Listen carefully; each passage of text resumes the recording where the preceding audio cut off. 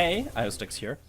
I am a professional FPS coach and former professional coach for Overwatch League organizations like the New York Excelsior and the Boston Uprising, with now more than 5 years of professional coaching experience under my belt, running the biggest private coaching business over at iostex.com and helping out players for free over on my Discord's Ask Stux Anything channel. Hello? Hello? Oh, Hello! There we go. I couldn't hear you at first. How are we doing? doing all right.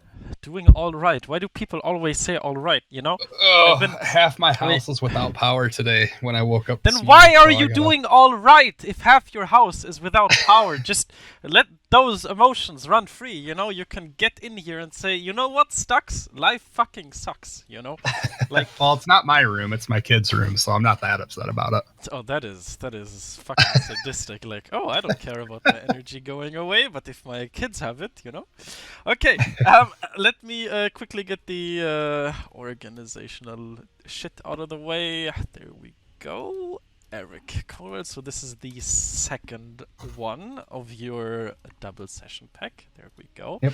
So, fill me in. How has your, despite the power issues, how has your gaming week been? Well, the first week I got sick like the next day for about a week, so I didn't play at all. And then my wife went on vacation, so I've had even less time to play. Okay. But I've been making sure to get time in, so. And I think I have improved. Okay. But I don't know how much, you know? Well, what have we been focusing on? Positioning mostly, and not spending too much time repositioning was the big takeaway I got from it. And also taking advantage of numbers. Then, how about we just go straight into the gameplay? Okay. Let me quickly load this in. There we go. Let me start the screen share. Okay, you should be able to see the game. Yep. How do I pop this out? There it is. Okay. You need to remind my demented brain on what your in-game name was. Fraggle. Is that the same one we used last time? The same account, yeah. Okay, then I am just demented. It's I need to be honest, they announced the Overwatch 2 release date recently. Mm-hmm. And I don't know how up to date you were, but most people didn't really expect a release until early next year. So October this year was actually pretty surprising for a lot of people. Yeah. So I've been a little stuffed with coaching because people are kind of scrambling oh, holy shit, wait, I don't have fucking 10 years to get ready for the game, you know, I need to do it now. So yeah, I'm sorry, I'll make sure to learn the name as quickly as I possibly can. Okay, well, you can see the game, right? Yep, I can see it. Perfect. So positioning I'll probably... right here. Mm-hmm. Sorry, I'll probably be changing my name again here soon too. Oh no. Okay. Okay. It's okay. Okay, so positioning right here is perfectly fine. Maybe a little bit conservative. So in terms of raw efficacy of shooting people, this position is fine because you can shoot stuff. The question would be why. Okay, so basically, you always want to be aware of how much space your team has available, right? So what space is available to you? Space just being any area of the map that you can safely stand in, right? So when your team, right here, your position is perfectly fine because you need to kind of imagine a big line, you know, going through your team like this, which basically dictates how much space you have. So right here, you're not closer to the enemies than your teammates are. You're kind of in parallel, right? So this is fine. Yeah. But, and I can get out if I need to. Exactly. But then your teammates, they get closer to the enemy team. So now if you look at the distance between, say, this Moira to the enemy team and you can tell that there's a lot of space that you can potentially utilize in order to play more aggressively, right? So what benefits are there as soldier to being over here instead of back here? I can play with my team. And how does that help us? Get heals, shoot shields. Mm-hmm. We can get healed more easily. I mean, you can shoot shields from here, but... yeah, Yeah. What else? It'll be harder to be just like caught out in the open over there.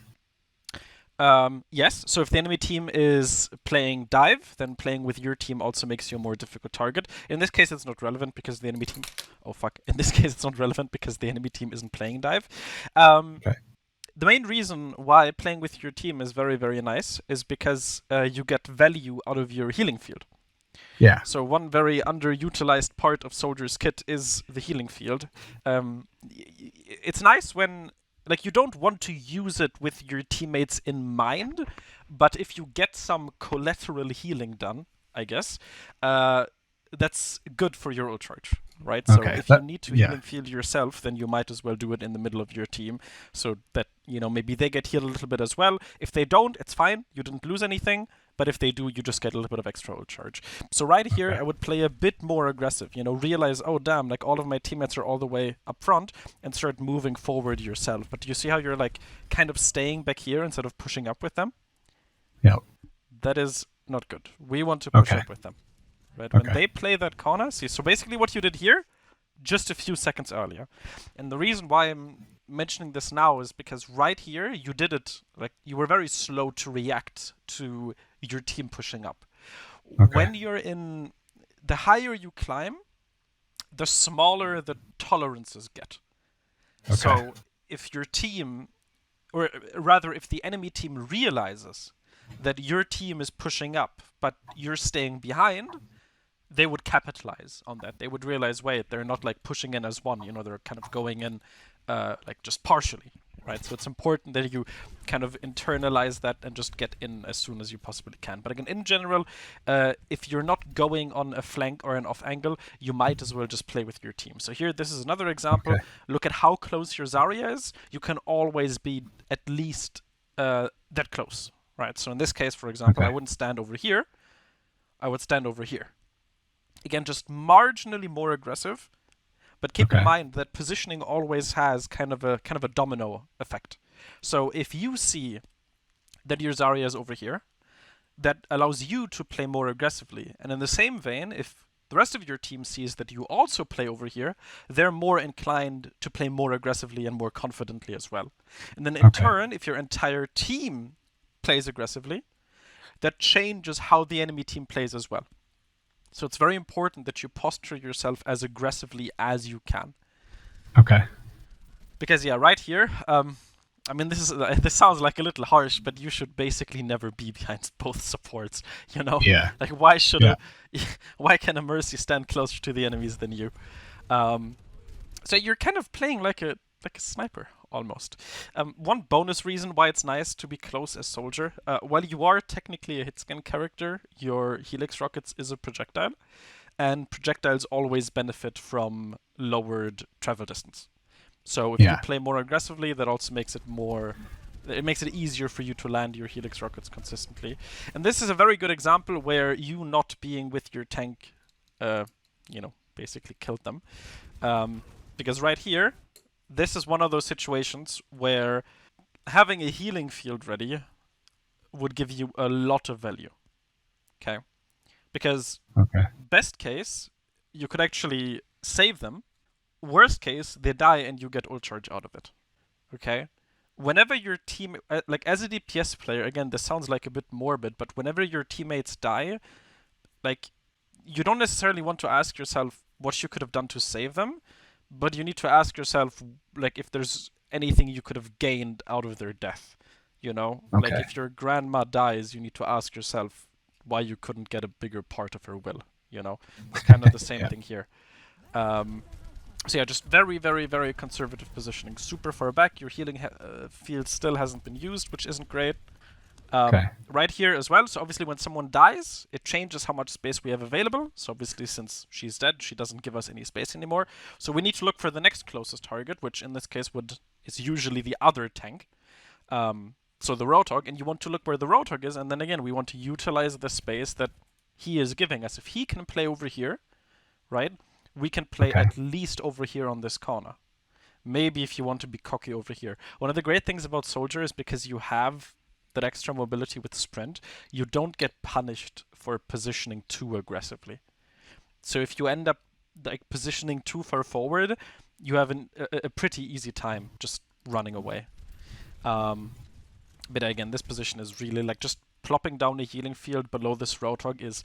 If you would have used a healing field on the Zarya and then on the Roadhog here, you would have your ultimate by now. Okay. So I need to play with my tanks, like Yes. very close Yes, with my tanks. Yes. Okay. Yes. And then the only time you don't want to do that is when your team kind of sucks. To put it nicely, if your team is really bad and you kind of know, okay, this is one of those games where just, playing by the book isn't going to win me the game. I need to like do something. Then you can play away from your team, look for off angles, look for flanks, look for 1v1s to kind of try to get a pick. Or when you have your ultimate, so for example, let's say you used your healing field and you would have your ultimate by now, which isn't unrealistic. You can get your ultimate within 60 seconds as Soldier. It's doable. Okay. Maybe you can move up here and then you can use your ultimate from an off angle. Right? Okay. But outside of that, yes, positioning around your tanks with like almost every single character in the game benefits from grouping up with their tanks in some way, shape, or form. Okay. Save like snipers, probably. Yeah. So snipers do have, generally speaking, want to avoid. So if we take Widowmaker for example, the main reason she doesn't want to play with her tanks is when the tanks don't use high ground. So Widowmaker is a very pick-based character. If the enemy team has a lot of shields, then playing with the tanks might not give her the sightlines she needs. So she needs to like, I don't know, fucking grapple hook up here, so she can get look beyond the enemy team's shields. Yeah. But then there are also situations where you don't want to do that. So in this case, the enemy team also have a Widowmaker, in which case standing behind your tanks actually gives you an advantage over the enemy Widowmaker, who is completely alone, Like, especially if you have a Reinhardt shield to hide behind, this Widowmaker can't do anything because, she's peeking the shield. But yeah, most of the time, you do want to play with the team, unless... Basically, it's kind of your default playstyle. You want to... Like, if you're just dreaming about playing Overwatch, you like, ideally you want to dream that you're with your tanks. Like, that should be your intuition, your default. Okay. And then the only time you don't do that is if you have a very specific reason on why you don't want to do that. Same thing here, where you see that your teammates are kind of pushing in. Your healing field is a little... don't healing field for 39 HP. That's a little early. Doesn't get you that much value. And again, you can see that your Zarya pushes in very aggressively. Like, your entire team is in front of you. Yeah. Literally everyone on your team right now is in front of you, which you don't want. Okay. I do that the whole game. You need to be a little cocky, Okay. Like, this is kind of a weird analogy, but like when I was younger, sometimes we used to meet up to play games, like just random split screen console games, Mm-hmm. games where like basically we didn't practice them. Like nowadays, when someone plays Overwatch or League of Legends or something, they watch guides, they grind ranked, they try to get better. But back then, we didn't watch guides for Call of Duty. Maybe we watched random like Moab montages or some shit, but not like guides. So whenever we would play custom games, usually they would be decided, since no one had any previous knowledge, just by whoever was the cockiest. Whoever hesitated the less and whoever, had the biggest balls, basically. And it still applies here, where on top of playing smart, sometimes in order to actually capitalize on good plays, you do need to play a little... Okay, that was very close with their Widow. Also, we do not jump while we're trying to land shots on people. You cannot practice good crosshair placement if you're jumping. Okay. When you watch... I noticed that too. I was jumping so much. You can watch any high-level player. The only time that they jump is when they're not actively shooting something. But if you watch anyone play Widow or Soldier or McCree or something, and they try to like one-shot someone, they do not jump. Because it just makes it too hard to land headshots. Okay, see, like right there, like these... I know it's very fun to press the button, but it's just not very good movement. Yeah, I know. I do know that. That's just a bad habit. that I don't actively think about, but I will start to. It just, I'm gonna be real. It's like one of those fundamental skills where a lot of people. I like to compare it to like brushing your teeth. You know, like it's one of those things where like sometimes you go, I'm too tired. I've been working all day. I just want to go to bed. I can't be bothered to fucking get up and brush my teeth. And you kind of just postpone it, and then eventually your teeth fall out. It's kind of the same thing with jumping, where it's very easy to think, oh, well, like sure, maybe that's not that good, but like my positioning is a much bigger issue, or my ult usage is a much bigger issue. Movement is such a fundamental skill that, and also, like again, this might sound like a little harsh, but it's not that hard to not jump. So when we talk about positioning, like what we've talked about here, keeping track of how much space is available to you, that's not necessarily easy, right? Because you need to keep track of all of your teammates and when they push up and when they go back. So that takes a little bit of practice until it becomes intuitive and you do it automatically without thinking about it. But something like jumping is one of those things that like it's not that hard to not jump. It's really just a test of will, I guess you could call it. So it's just good to get that out of the way earlier. Okay. Sooner rather than later. Yeah, okay. I will prioritize that. Very good. So now we have our ultimate. So this is the your time to shine. Now you are no longer limited by the confines of your team's positioning, and you can do some fancy stuff with it if you want to. With your ultimate in general, honestly, if you focus on just improving, don't hesitate limit testing. Like, just try out random stuff, fucking go over here to the right, and then push around here and use ult, and maybe you can get 1 or 2 kills. Or maybe while they were in spawn, you could have moved over here, and then wait for them to push up, and then you ult from up here, and you take 2 people with you. With your ultimate, it's very important to limit test. You're going to feed a lot, and it's going to cost you a lot of games, but that's the only way to kind of get a feel for what you can get away with. Okay. Because your ultimate is that one opportunity for you to just go split from your team without being punished for it. Okay, I mean, right now your team is kind of stumping, so you're not really getting any opportunities. And again, with the jumping, I'm not going to point out the jumping every single time, but just... Yeah, I know. And I mean, mechanically, like, you're not doing bad. Again, I have no idea why you're jumping, but if we take away the jumping, your, like, raw mouse control is not bad. It's not going to be an issue for a while, which is good. I've been getting, like, anywhere from 40 to 50% accuracy lately. I don't know if it's because I'm shooting tanks more or what's going on, but it's gone up a lot. So it depends. The accuracy statistic can be a little bit misleading, because if you just want high accuracy, you would just go for body shots. So maximizing the accuracy statistic isn't actually ideal. If anything, if you play to improve, so if you always go for headshots, which ideally you should do, usually your accuracy statistic is actually going to be pretty low. But having 30% accuracy and half of those are body headshots is better than 50% accuracy and none of those are headshots, if that makes sense. A headshot is just worth so much more than a body shot. Like, a good rule of thumb is that 1 headshot is worth as much as 3 body shots, because you get like the damage of 2 body shots, plus it's way faster, and it costs you less ammo, and it gives the enemy team less time to react to it, etc. Okay.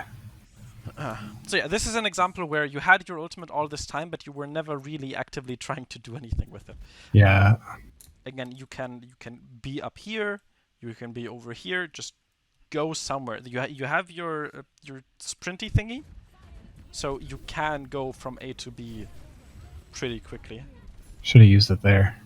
Probably. I mean, look. Actually, this enemy soldier, I think you can learn something from him. I'm not saying he's a good player, but look what he does when he has his ultimate. Yeah, he tried to get behind us. He has a plan. I'm not saying that this is a particularly good plan, like, he probably could have died there, but he just went for it, and he ended up killing your support for it. And your Mercy died earlier, he killed the Moira, that's a one team fight. You guys don't have any healing anymore. Okay. So his execution was lacking, but he had an idea. He was like, what if I just run across the street and try to get to that high ground behind them and then ult them from there? That was his plan. And now, like, from that experience, he learned something. Whereas you, with your ultimate, you kind of just used it like reactively when your team was getting run over and you felt like you needed it. Soldier's ultimate is one of those ultimates you can't just use out of nowhere. It needs a little bit of setup. You know, with Tracer's Pulse Bomb, for example, you just use it like as soon as possible. You just want to sticky someone with it. Soldier's ultimate you can't just use wherever. Like, the position needs to be set up beforehand. Okay. Do we have any questions so far? No, I don't think so. Okay. Oh, why did you not have any shots? What the fuck? Okay, I mean, I guess you're running around with one shot left. I was trying not to get killed. Yeah. Yeah, okay. Yeah, it's a little unfortunate because you like fart out one little shot and then you need to reload. But I mean, the Junkrat should be dead. I'm not super sure what his strategy is. I should have ran up there after him, probably. Yeah, once you saw that the Roadhog was also pushing into him, he can't deal with both of you. So you can just run him over. Even if he kills you, the Roadhog would kill him in return. But look, now the Junkrat, because no one is brave enough to contest him. Everyone just goes in one by one and then they die. Okay. Right now you have 0 momentum. Like, they're just trying to snowball really, really hard. So this is one of those opportunities where you want to look for a, you know, a sneaky ultimate somehow. Like, honestly, you could have ulted right here, actually. Like, when you see people out in the open, like that Lucio down there, those are good opportunities to ult. I didn't. I thought about it right there, but I didn't because I knew that most of our team was dead. That's so I didn't. Magic. Do not think. That's what I meant. That's what I meant earlier. Like, just do it. You know. Okay. And only when that becomes an issue, like. What I like to say is that thinking is reserved for VOD reviews. During the game, you don't think, you just do. Oh, don't do that. Do not ult until you have a target. Like, okay. So for one, I wasted some of the time and I half didn't your know. ultimate is gone before you reach the corner. And then there's like, who are you ulting? That's kind of the question. Earlier, you would have ulted the Lucio. You would have had a clear target. But right here, who are you ulting? So it's worth knowing you're going to get at least one kill with it. Yes, you want to have at least a target. You know. Okay. You don't want to go for blind ultimates like this because you run the risk of just, I mean, doing nothing, like, which is what I did. Yeah, you know. I mean, like, it's magical that Junkrat somehow died to this ultimate. Like, genuinely magical. But again, we need to ask ourselves if our gameplay decisions scale into higher ranks. And that definitely wouldn't. Yeah. Okay. I'm going to make a note of that, actually.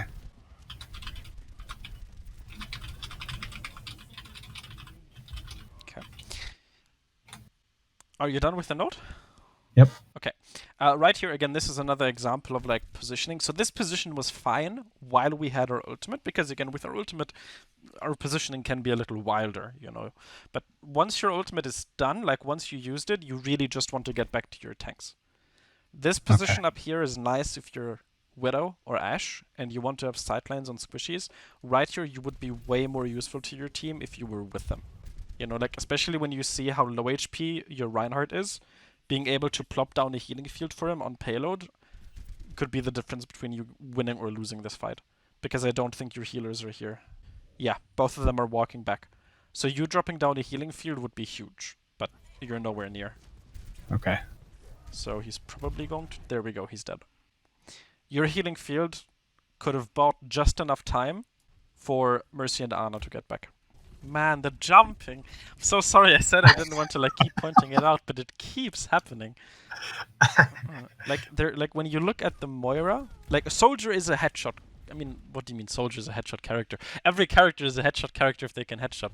And like right here, there's a Moira basically walking in like a straight line. These need to be headshots. Do you see how you got her? Like if you look at her HP, you got her below half, which means technically, if all of those were headshots, she would be dead. it's very important that you go for headshots as much as possible, because again, as you climb into higher ranks, enemies aren't going to make it as easy for you to land those headshots. Okay. They're going to have better movement. So if you can't land headshots down here, you're going to have a very tough time once the game puts you into, kind of a higher elo lobby. One easy way to insane. One easy way to figure that out, by the way, is usually with the way matchmaking works, whenever you're on a win streak, you kind of get paired up against more difficult opponents. So if you notice that your gameplay is very inconsistent, like one game you just land a lot of shots, but then in other games, especially after you've won a couple of games, your aim just kind of goes to shit. That usually happens because you end up playing against slightly better opponents with better movement. And it's very easy to fall into the trap of, there's nothing wrong about my aim or my movement because I'm landing shots half the time, why can't I land them the other half of the time? But when you rephrase it, you have poor accuracy in 100% of the games where you play against people who are better than you. And ideally, that's a statistic we want to avoid. Okay. And it's probably the jumping. Exactly. So why did you swap here? Because because this is a better spot for snipers, I figure. And I didn't feel like I was getting enough I can't think of the word. Value on soldier. But I was still in the habit of playing soldier, so I shifted to as soon as I spawned. So the thing is that basically you want to, how do I phrase this? Okay. You only want to swap characters if you can be certain that the character is the problem. Okay. If you can't be certain, you need to first figure out if maybe your playstyle or how you play the character is the problem. Because otherwise you rob yourself of the opportunity. So one story that I like to tell is I used to coach a contenders team, Uprising Academy, and we had a French hitscan player. And we had a match against the unbeaten title holders of contenders, Fusion University. And we actually managed to take them to map 5, where we lost. So we lost 2-3 to them. And it was very frustrating because people were making memes of the David versus Goliath match, can they dethrone them or whatever. So obviously everyone was very disappointed when we lost, unfortunately. And I went to bed that evening. And then at 3 in the morning, I could hear those French footsteps going up the stairs, and he just came bursting into the room while I was half asleep, and he was like, "Stux, I figured out the solution for our problems." And he spent the past 8 fucking hours just rewatching that game until he finally figured out what went wrong, or what he thought what went. It's a long story. But the point being is that, and that's something that basically every high level player does. They just they can't go to sleep without closure. They want to know what went wrong. And it's kind of the same thing here, where if he was in this game and he was playing soldier and things weren't working, right? Unless he knew objectively that the pick just isn't good, he couldn't swap. There's a mystery to be solved, He can't just say, "Oh, I have no idea why I'm losing on soldier. I guess it must be the pick. I'm just gonna swap," Not the correct mindset. You want to figure out why it's going wrong. You want to say, "Oh, okay, this isn't working. I'm going to try out something else. Maybe I'm going to play more aggressively, maybe more passively, maybe I'm going to flank more, maybe I'm going to play more with my team, maybe I'm going to use my healing field more selfishly or less selfishly, or maybe my target focus is off, maybe I need to focus squishies more, or maybe I need to focus tanks more." There's so much shit that you can try out, and you need to be hungry to find out why things aren't working. Because obviously a top 500 player would probably do map better than you, right? So you want to figure out why, what would he do differently in order to win here? Does it make sense? Yeah. Yep. Okay. So that's reason number 1, why swapping here is bad. Reason number 2 is you threw away 51% ult charge. Ult economy is very, very important in this game. So throwing away that massive chunk of ult charge is criminal.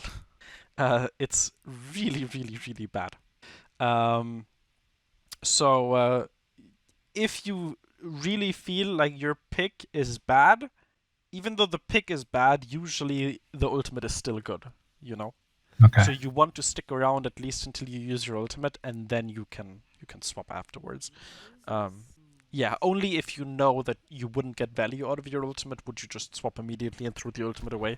But for DPS characters, it's pretty rare. So for Widowmaker, for example, as Widow, you don't give a shit whether you have ultimate or not, but Soldier's Yeah. ultimate is a bit more impactful.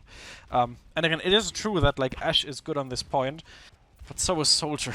You know, it's not like he's unplayable here. Okay, right there again, you were kind of a body shot machine, which is unfortunate. Yeah, I'm not an outstanding aim.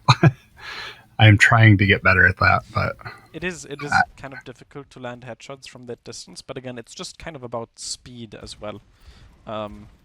Like, do you see how your flicks are like very slow here? Like, for example, when you shoot the Sigma, like they're not very snappy, you know, like they're kind of grandpa pace. This is something that I would usually cover in more detail in in one of my aim and mechanic sessions. But the gist of it is that with the whole point behind a flick is that you want them to be very fast, because the flick itself, like the distance you need to flick, is based on a particular snapshot in time. You know, so if we go back a little bit here, so right here, actually let's take the next shot. Okay, the next one, so Winston is in your face. Let's take this right here, you know? So let's say this is the starting condition. Your crosshair is right there, the Sigma is over there. So the way that a flick works is that your brain basically takes a snapshot of where your crosshair is and where the enemy Sigma's head is in this moment in time. And then you need the flick to be as fast as possible, because otherwise your snapshot becomes outdated. Does that make sense? Yeah. So if your flick is too slow, then even though you placed your crosshair exactly where his head is right now, a few seconds later, do you see how it's not there anymore? Yeah. Okay. So this is one of those shots that you would have hit if you just flicked faster. Okay. And again, that's one of those things you just need to consciously practice. Again, this is one of those things where like I really would need to do like a proper aim session, so we have like time and handcam footage and a bunch of stuff to go into more detail.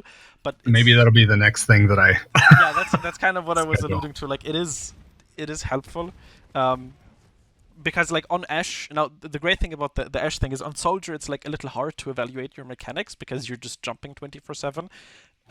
Yeah. But now on Ashe you don't seem to be jumping as much, so it's easier to see what like your hand-eye coordination basically looks like. I don't know why I keep doing that. I do that for a while when I first swapped to Ashe off a Soldier. I use my coach gun just randomly, it seems like. Yeah, ideally you want to just use it to get up to places or just hold on to it as kind of a disengage tool. Ooh, nice. Yeah, wasn't enough, unfortunately. See, this is what I mean. You had 99% ult charge. Either you need to swap earlier, or you need to swap after using your Soldier ultimate, because your team was basically missing one entire ultimate that round. Yeah. You know, because your Bob isn't getting used, so that's 100% ult charge wasted, and then the 50% of the Soldier ultimate weren't getting used. So that's 1.5 ultimates that, like with 20 seconds left, that could have been the difference maker. Okay. So this is kind of going back to aim, and I thought I should probably tell you what I do to practice aim. There's a I can't remember the name. Li Zhang, aerial aim trainer is what I've been using to practice headshots. Do you know that one? I can imagine what it looks like. Okay, it's just like on the coast of, I don't remember what the name of the map is, but they're just like bouncing back and forth in the air, like at different intervals. And I figure if I can't hit the easy shots, then I can't hit the hard shots. So I practice that one because it's easy-ish. Wait, I'm sorry, can you repeat that logic? I figure if I can't hit the easy shots, then I'm definitely not going to hit the hard shots. Okay. So I practiced that one So you because practice the easy shots. I had heard a while ago that on characters like Widow, Ashe, Hanzo, the easy shots are the ones that you want to go for anyway. Like the people that aren't paying attention to you, or the people that are stuck in an animation, like jumping or falling or something. Those are the ones that you want to aim for headshots. Like if Junkrat bounces himself up in the air, he's an easy target. Okay, so the logic is flawed. I'm just trying to kind of think about how I phrase this. Do you have a driver's license? Yeah. Do you know how I mean, I don't have one, but people told me what the test is like. Do you know how they give you like really fucking outlandish scenarios in your driver's license test? Like, oh, you're driving 30 miles an hour and then like a 3-legged cat crosses the road while 200 meters in front of you there's like a 3.5 ton fucking car or some shit. Like really, really complicated specific situations, right? Okay. That you're only going to experience like once a year, maybe, if that. Instead of giving you like they're not going to go like, you're at an intersection, there are no cars around because it's 2 a.m. What do you do? Like they don't do that, you know. They give you the tough situations because they know that if you can deal with the tough situations, you can also deal with the intersection at 2 a.m. Okay. And it's kind of the same thing with aim. So your logic is kind of reversed. You want to do it the other way around. The whole point behind people doing dedicated aim practice is because they can practice situations that are more challenging than what is asked of them in the regular game. So if a Widowmaker can, you know, headshot a fucking Genji dashing around at 200% movement speed, then landing a headshot on the enemy Ana who's semi-stationary is going to be trivial. But if you just practice the easy shots, like the stationary Anas, and then all of a sudden there's a Genji dashing into your face, you're not prepared for that situation. Does that make sense? Yeah, it does. So yes, that logic, unfortunately, it's good that you told me. And again, it just kind of reaffirms that I really recommend a mechanics session because I usually cover that stuff there. But yes, that is a very... You would have spent a lot of time practicing without a lot of results, unfortunately. Okay. Okay, enemy Reaper going... See, this fucking Tyler guy. This Tyler guy is the fucking... Like, he was the soldier last round, I think. He just goes for it, man. He just doesn't care, you know? Like, he died. That was really dumb. Because Widowmaker is going to respawn right here, and the Reaper is going to respawn in Kazakhstan, you know? But he limit tested, you know? He can learn from that. He can be like, okay, I guess I can get kills like that. It's just not worth it if I die for it, you know? So even though he learned something from that situation, which is good for long-term growth. Okay. Okay. So right here, it's kind of the same thing that I talked earlier about, where you want to ask yourself how far up your tanks are, and then trying to abuse that space as well. Even something minor of, like, instead of standing here, standing over here. You know, it's a little bit closer, makes it a little bit easier to land helix rockets, and in terms of safety, it's basically the same thing. Okay. Always look for those opportunities to push up aggressively and take space. Okay, good. Breaking their shields. Very nice. Also, again, you're kind of a body shot machine. Like, you're always aiming very, very, very low. Like, it is hard as soldier to land headshots because of the recoil, but if you don't practice it, you're not going to get better at it, unfortunately. Also, this first team fight was kind of a stomp. Okay, good. Push up. This is very nice. Taking space, applying pressure, looking for the snowball. Very good. It's kind of hilarious. I learned that from your videos. Yeah, and I was about to say, and I even used the fucking Havana example, you know? Like, that was good. Your teammates, unfortunately, like, you still need to do a little bit of cleanup, so you jump the gun a little, but you can just do the same thing now. Come on, go. Push up. You don't care about that soldier. Go, go, go, go, go. Press W. See, like, you did it here, like you did. Why aren't you doing it now? I don't know.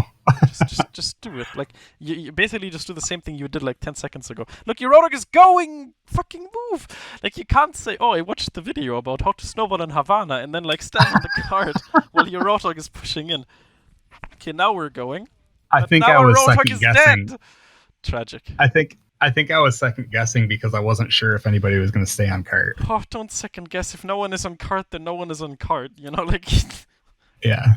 Okay. It is not your responsibility to push the cart there. Because yeah, now like you guys gained nothing out of that point capture. Look where the enemies are. You do not want them to be this close. You wanted to keep them back here, ideally. I just had a thought. I do that. I make those decisions based on the rank that I'm in, right? Mhm. And I was watching an unranked GM. I don't remember whose it was, but they said like right at the beginning of the first video was like, I'm gonna play like these are not gold players. I'm gonna play like their GM. So I need to stop assuming that they're gonna make the wrong decisions and assume they're gonna make the right decisions. Is that fair? Bronze 2 GM videos are like kind of terrible for learning how to play the game, because even if they say that, like they can't exactly do it, because a lot of decision making is based around what your teammates do. Okay. You know, so for example, yes, in high elo you would want to snowball here, but like if his teammates don't do it, and he like just pushes up alone anyways and then kills 4 people, you wouldn't be able to do that. Right. You know? Okay. So Unranked 2 GM is a very, very dangerous game to play. It's very dangerous trying to learn the game from that. I do actually have, like, in the content pipeline, I want to make a video about that, actually. Okay. But, yes. I've heard that before, too. You do want to assume that, like, you do want to play correctly, but if playing correctly doesn't work, then, you know, maybe there's a different correct, you know, or you need to kind of add some more nuance. The reason why I went back here to pause is if you look at your shots on the Reaper here, this is like a classic example of just bad crosshair placement.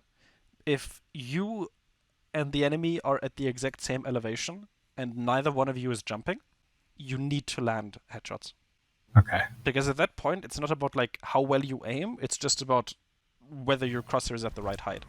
She came for me right there. See, like right here, kind of the same thing. Like it's coalescence. Your jumping isn't going to do anything. Yeah. Right here, it's just a damage race. You just want to maximize your accuracy so you can kill her before she kills you. Jumping does not aid you in that endeavor. Like jumping doesn't make it harder for her to hit you, but it makes it harder for you to headshot her. Okay. I'm gonna definitely prioritize that. Because it seems like it's one of the big detriments, you know. I did it again. Yes. I mean, this time it kinda worked at least, but yeah, it was not a good ultimate. You do want to target before you use it. See, again with the jumping in a 1v1. Like with Soldier, sometimes it's worth it to, like, instead of just holding down left click, you can kind of burst it a little. Just to like try and make it a little bit easier to land headshots. Okay. You don't, like, at longer distances as Soldier, like high level players at longer distances, sometimes they don't even fire multiple shots in a row, sometimes they just tap each shot individually. Okay, insane Winston gameplay. Also, even when Reinhardt is holding up his shield, just for practice sake, pretend the shield isn't there. And kind of try to headshot him through the shield, if that makes sense. Okay. Because it's very easy to see a shield and then just go into, like, auto AFK mode. Oh damn, my laptop is dying. Wait, give me 1 second, I need to fucking make my laptop fans into, like, overdrive mode or something. Is it getting too hot? Yeah, normally I don't. Yeah, why does it? Oh, I hate technology. So okay, whatever. I'm gonna do it after the session. Yeah, I don't have my PC here right now, so I'm doing it on my laptop. And like, it's a good laptop, but when I'm recording sessions in the background, it kind of and like also screen sharing at them at the same time, it just he kind of goes on strike. Oh, that was unfortunate. I was looking for the soldier. I didn't realize he died. Then I looked up and noticed he died.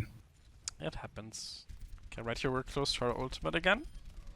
As a little tip with abilities and ultimates, you can think about them before they become available. So when you know you're about to have your ultimate, you can kind of think in advance, okay, what am I going to do once I have it? Okay. Okay, so this ultimate isn't terrible. It's a little unfortunate that the entire enemy team just died the moment you used your ultimate. But you had a target in front of you, which is good. Yeah, I thought he was going into ult there, so I thought maybe I should probably. I have no idea what your Reinhardt just did. See, so this again is an example of you not utilizing space properly. Do not let him. Like, if he's here alone, he's going to die. And if he dies, your dreams of winning this fight are over anyways. And So I can get out of there too. Exactly. So you have to be with him. Again, when your teammates do something stupid, ask yourself how you can get a piece of the pie before they die. Okay. Okay. Yeah. You guys just got run over. That's the big problem when your Reinhardt just like charges in and dies, and you don't proactively try to get anything out of it. I knew he was back there, but I was like, if I go in there, he's gonna kill me. But why are you back here? I'm so confused. The Because payload is here. Because I knew he was back there. But why do you care? Like, how is he your? You just like. So I just need to keep an eye on him and make sure he doesn't come in on our team, or Well, be yeah, able like to you react can, when he you can- does push. You can listen to him, you know. You can like listen to him, but yeah, you do not like need to contest him there. Like, he's trying to be a nuisance, and you're getting nuisanced. I mean, that was again just not super. No, really, you could have just gone in with your team. You know, let the Reaper do his thing. Like, obviously keep your eyes open for when he goes in. Maybe turn around every once in a while, but yeah, you do not want to commit that much to him. Okay, right here the enemy team is just kind of throwing, which is good for you, I guess. Again, you're too far back. Way too far back. Get on the payload. Use the space. It's so much easier to land shots when you can actually, when your enemies are bigger than like 2 pixels. I stayed back here the rest of this fight. Yeah, that is like too passive. You need to push up to close out the fight. That was such a free team fight. Okay. Your team just used a significant amount of ultimates if you look at the top left of the screen. So you guys not winning that last team fight is, yeah, not great. Nice try. Again, way too far back. You're standing behind your entire team. Also, again, just body shotting way too much. And at this distance, you just don't really deal any damage. Right there on the Tracer, more body shots. On the Reinhardt, more body shots. Like, especially tanks, like, obviously it's hard to headshot smaller targets, but, like, Reinhardts, Rotogs, Divas, those are targets you need to be able to, like, consistently headshot. Okay. Okay, before we close out, do you have any questions? No, I don't think so. I think I'm learning slowly, but I am learning. Okay, perfect. So it's gonna take some sessions. A lot of the stuff I know, like in there, I know, but I just need to be told. You know what I mean? And then it like reprioritizes and reorganizes my brain properly. Okay, so one important thing, like that a lot of people kind of don't think about, is that hitboxes are like pretty liberal in Overwatch. So do you see how right now, like the crosshair isn't really like on her? Yep. And it still counts as a headshot. Okay. Okay. This effect kind of gets amplified, like, the closer you get. Like, if you look at this, I'm nowhere near, you know? Like, how high can I go? Not that high. See, like, but at this distance, do you see how easy it is to land headshots? Yeah. So, Yeah. a lot of people, they don't go for headshots because they're afraid of shooting too high. Do not be. Like, if you want to be competitive at a high level, you need to go for headshots. Okay. Okay. Okay, well, now let me make my... Oh man, I hate this laptop so much, I swear to God. Who thought this was a good idea? Okay, what? No, I don't want insights capture. There we go, I managed to make my laptop run faster. Good. As I mentioned in the first question, if you have any questions, you can always ask me. I shall now bless you with marketing. Because we live in a capitalist society, and I need to pay rent somehow. I'm going to keep it very short. So, as I said at the start, if you want to get an aim coaching session, you can do that here. Keep in mind that for the aim coaching, the more prepared you are, the better. You need hand cam footage. So you need to find some way to record your hand while playing. It doesn't need to be like an overlay, but something like this is like good enough. Like without the gameplay, just the shitty thing at the bottom left, something like that, so I can see what your hand looks like while you play, is needed Okay. for those. And then in terms of the regular Overwatch coaching, you have two options. There's just the normal way to buy coaching with the bulk discounts and everything. There's actually a new question. Not new question. There's a new option, which I have aptly named the Premium Phoenix Pass and the Pro Phoenix Pass, because those are good marketing words. Basically, they're like subscription-based coaching, because it's 2022. Every business needs to have some form of subscription. Gotta have a battle pass. Exactly. Basically, the way, I mean, if you click on the link, you can see what it is. Basically, it's like a monthly subscription where you have the perks of a Phoenix Pass, which you can see on the page. But then on top of that, you also get sessions cheaper than if you were to buy them individually. So, Okay, for cool. example, with the Pro Phoenix Pass, you get like it's 50 a month. 10 of that is just for the basic Phoenix Pass, but then for the 40, you get 150 minutes of coaching, which I think is 25% cheaper than if you just got them like individually.